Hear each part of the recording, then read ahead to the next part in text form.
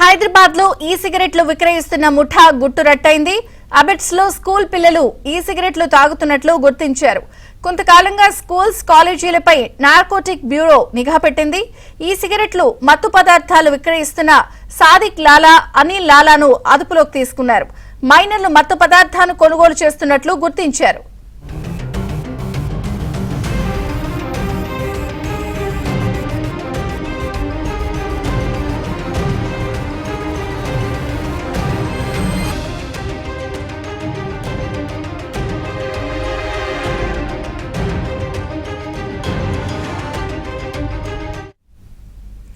హైదరాబాద్ లో ఈ సిగరెట్లు విక్రయిస్తున్న ముఠా గుట్టురట్టయింది. అబిట్స్ లో స్కూల్ పిల్లలు ఈ సిగరెట్లు తాగుతున్నట్లు గుర్తించారు. కొంతకాలంగా స్కూల్స్ కాలేజీలపై నార్కోటిక్ బ్యూరో నిఘా పెట్టింది. ఈ సిగరెట్లు మత్తు పదార్థాలు విక్రయిస్తున్న సాదిక్ లాలా, అనిల్ లాలాను అదుపులోకి తీసుకున్నారు. మైనర్లు మత్తు పదార్థాలు కొనుగోలు చేస్తున్నట్లు గుర్తించారు.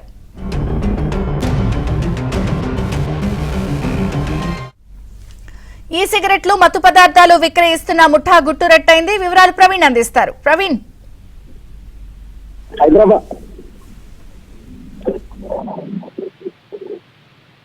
హైదరాబాద్ లో మరోసారి ఈ సిగరెట్ల ముఠా గుట్టురట్టయిందని చెప్పాలి. ఎందుకంటే స్కూల్స్ ను, కాలేజెస్ ను టార్గెట్ గా చేసుకొని ఈ సిగరెట్లు కూడా అమ్మకాలు చేస్తున్నారు. ఈ నేపథ్యంలో అబిడ్స్ కావచ్చు, నాంపల్లిలో ఈ సిగరెట్లు అమ్మకాలు చేస్తున్నటువంటి నేపథ్యంలో నార్కోటిక్స్ బ్యూరో అధికారులు కూడా గుర్తించడం జరిగింది. గత కొంతకాలంగా కాలేజీలు, స్కూల్స్ పైన నార్కోటిక్ బ్యూరో నిఘా పెట్టింది. ఈ సిగరెట్లు మత్తు పదార్థాలు విక్రయిస్తున్నటువంటి సాదిక్ లాలా, అనిల్ లాలా అనేటువంటి ఇద్దరు వ్యక్తుల్ని కూడా అరెస్ట్ చేశారు. ఇందులో 500 మంది విద్యార్థులతోటి ఎస్ఐడి పేరుతోటి ఒక వాట్సాప్ గ్రూప్ ఏర్పాటు చేసి వారికి ఆన్లైన్ ద్వారా కావచ్చు, మరోవైపు ఫిజికల్ గా కూడా ఈ సిగరెట్లు మత్తు పదార్థాలను కూడా అందజేస్తున్నటువంటి పరిస్థితి ఉంది.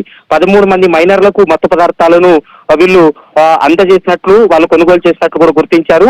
ఇప్పటి వరకు 25 లక్షలు విలువైనటువంటి 1216 ఈ సిగరెట్లను కూడా నార్కోటిక్స్ బ్యూరో సీజ్ చేసినటువంటి పరిస్థితి కనపడుతుంది.